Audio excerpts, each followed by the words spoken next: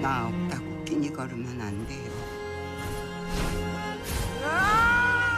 The Boys presents Diabolical, John and Sun Hee, Episode 7, Explored. Welcome back to yet another scintillating video. We have talked about The Boys presents Diabolical in our previous videos, and today we are going to explore and review the 7th episode, John and Sun Hee. You can know more about the previous episodes right here on our channel.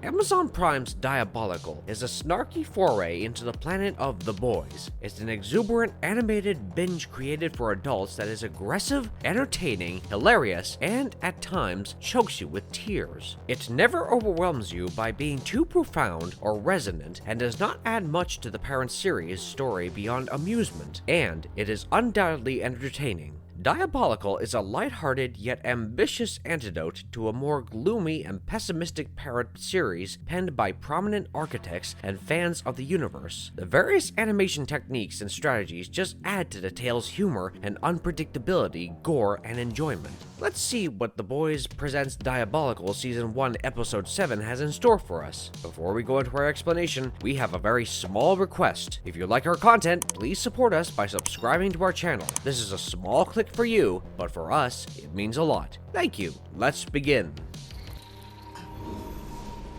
You should stay back. I think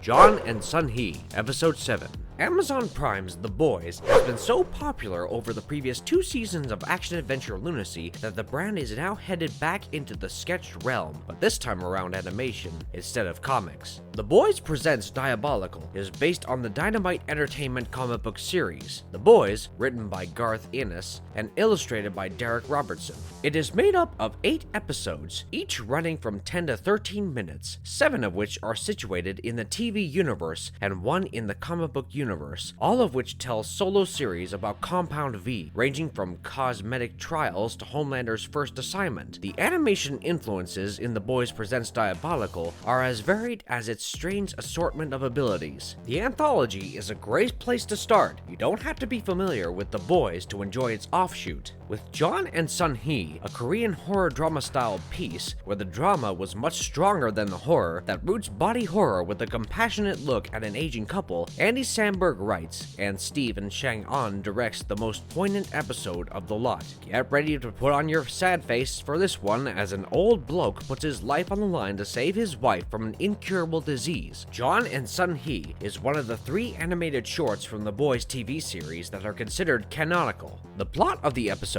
is short, crisp, and simple, but the execution of the entire episode will render you speechless and leave you questioning life. It starts when John, voiced by Randall Duk Kim, learns that his wife, Sun Hee, voiced by Yoo Young Yoon, has just a couple of days at the most to live due to a pancreatic cancer diagnosis. The doctor informs him, "I'm afraid it won't be long now. A couple of days at most. I'm sorry." That leaves John distraught, heartbroken, and defeated. He spends all night drinking, crying, and racking his brain to come up with something that would help him save the love of his life. His half-eaten ramen getting cold shows how deflated he is. Before heading to work the next day at the Vought International, where John serves as a janitor, he goes to a pawn shop to purchase a taser pistol out of severe desperation by trading it for his wedding ring. By deceiving and tasing a guard at the reception, John takes away his badge in order to steal a serum of Compound V from the Vought International to treat his wife, Sun Hee. After stealing and bringing the vial to his wife and injecting some of it into her body, Sun Hee recovers. John runs to call the nurse when she starts getting seizures and expresses pain. As soon as he steps out, the guards from Vought International surround him with guns and freak out to see Compound V being utilized on Sun Hee. They cuff John, and one of the guards asks another to kill Sun Hee by saying, "Pancreatic cancer, make it look natural," which shows how demented and dark these people are.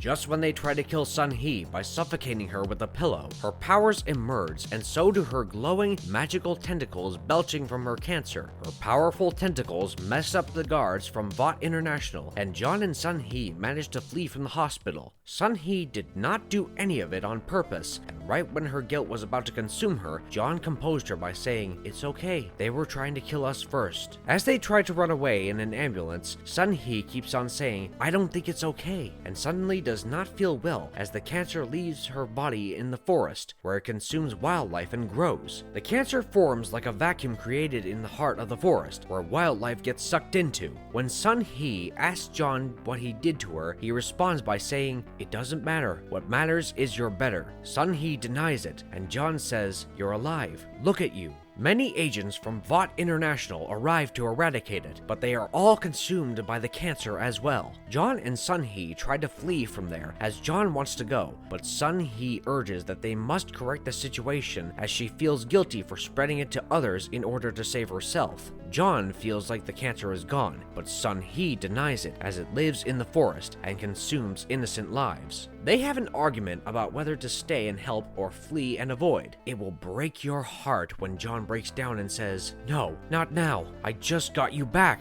They go back and try to save it when John witnesses that Sun Hee has also gained her own abilities and powers and can take on the cancer of the forest, which subtly means the diseases of the world. She wishes John well, asking him to look for himself, never forget to eat on time, and never skip meals as she is no longer with him. Sun Hee then goes off on her own to fight the cancer. A fading snapshot of a couple standing in front of a pavilion appears in the initial minutes of John and Sun Hee, but it is not just any pavilion. It's Gungharu Pavilion at Gungbukgung, Seoul's royal palace, which was initially established in 1395. Each episode takes place in the universe of The Boys and is stunningly horrific and darkly hilarious, precisely like the live-action series. The most moving of the lot is certainly John and Sun Hee, which departs from the show's comic tone. In this episode, while John is hell-bent on saving his loved one at all costs, Sun Hee flounders in turning away from the harm caused by their decisions. It is made even more emotional by the purposeful connections to Korean culture and language, heartbreaking voice acting performances, and vibrant musical composition. Steve in Chang'an chose Gennari to portray the older woman's life. The repeating motive of Gennari, which is a yellow flower widely known as the Korean forsythia that blossoms in the spring and is the state flower of Seoul, is another nod to Korean culture in John and Sun Hee. When a single petal from the dying plant falls beside a beridden Sun Hee, the flower first appears in the episode. The duo is engulfed by a shimmering golden meadow of the same flower as she decides to leave John and confront the monster. The scene was a depiction of celebrating her life via reblooming Gennari. Each episode of The Boys Presents Diabolical has a distinct look, with John and Sun Hee having a much more muted palette and colors that have faded slightly. John and Sun Hee's vocals were also carefully considered. The voices of Yoon and Kim were not the only sounds that reflected John and Sun Hee's emotions. Hyesu Weidman wrote the episode's soundtrack and wanted it to feel like it was following the couple's emotional journey. Throughout the music, there is a single cello. The cello features two ranges, a lower register that represented John's voice and a higher register that represented Sun Hee's voice. Weidman wanted the two melody lines to reflect John and Sun Hee's thoughts that they could not articulate verbally.